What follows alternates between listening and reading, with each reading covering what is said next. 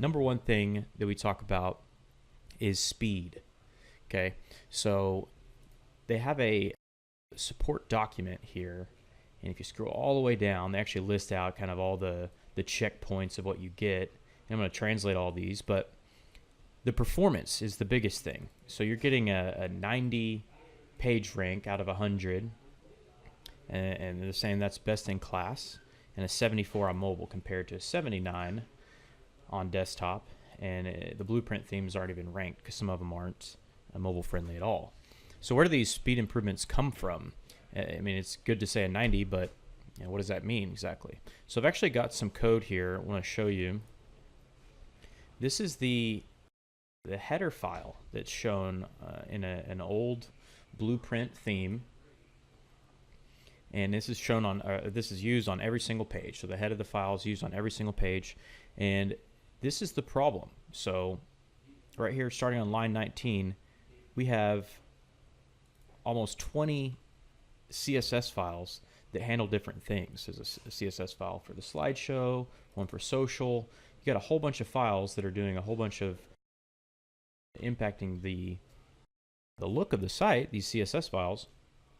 And every single time you put a file in there, actually here's 5 more and a couple more. So these will require a network request. So a network request has to go and fetch this file, and it's going to be fairly small. The way that Stencil does it is it uses a bundler. So I've got open this base template, and it doesn't have a separate file for the heads, just right here.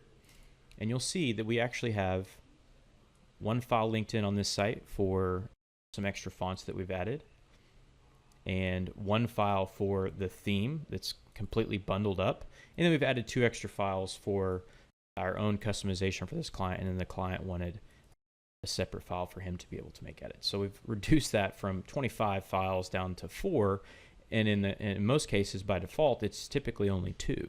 Similar thing is done for the JavaScript. So let's keep going down here. This is back to our old classic Next theme here that we're looking at, and we have scrolled down to line 90, and we've got all of these lines here, about 20 lines of CSS files. I'm sorry, JavaScript files. So all these JavaScript files, again, have to make a network request. So you compare that to Stencil, and right down here we've got 3 script files that are being loaded in. And actually, this is not even a file that's loaded, it's just a script. So we've got 2 files that are being loaded in for use there. That's huge. I mean, it bundles all of this JavaScript. It actually obfuscates it so that people can't be like stealing your JavaScript code. If you have any customizations, that would be important for you, or any big features that were developed. But yeah, I mean, it's really just compiling everything down and bundling it into a single file. Dramatically reduces the network requests and gets you a nice bump in the speed there. Related to speed, there's dynamic image processing that happens. I'm going to talk about that in a separate bullet point, but we're actually able to dynamically load in images based on device size, and that's going to be a major speed improvement.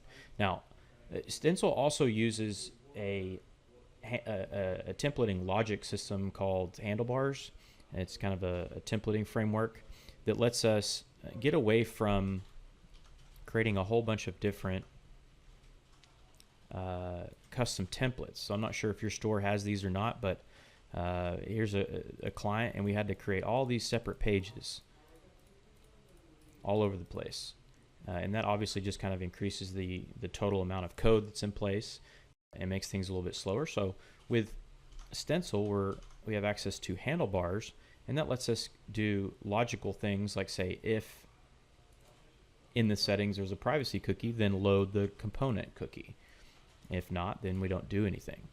And that means that the code that's output, the HTML that's output onto your store and has to be downloaded from a mobile phone on a 2G network, will now be dramatically reduced in size, since we're not just automatically including those components and hiding them.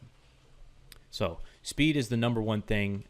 Pretty much everyone that I've talked to that switched over to Stencil is saying, yeah, I mean, it's a night and day difference. It's way faster. We're loving it. Highly recommend moving your store to Stencil. It's really just a matter of, how many technical integrations do you have on your site? How long is it going to take? The costs involved to move you guys to Stencil. And typically the answer is the less that you have modified your blueprint theme, the faster and the less dollars that it will cost to move you over there, right? If you just have a base theme, you've made no changes to it, I mean, shoot, you could probably just purchase a stencil theme and transfer it over.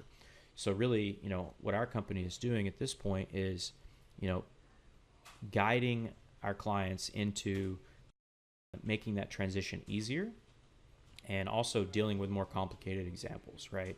So if you have a completely custom theme, or you've modified your header and your footer and your navigation, and you have some technical integrations that you don't want to lose whenever you transfer over to Stencil, then we need to have a conversation about that, right? Like, we need to just figure out, like, it's going to take X hours, it's going to take our team this much to port you over.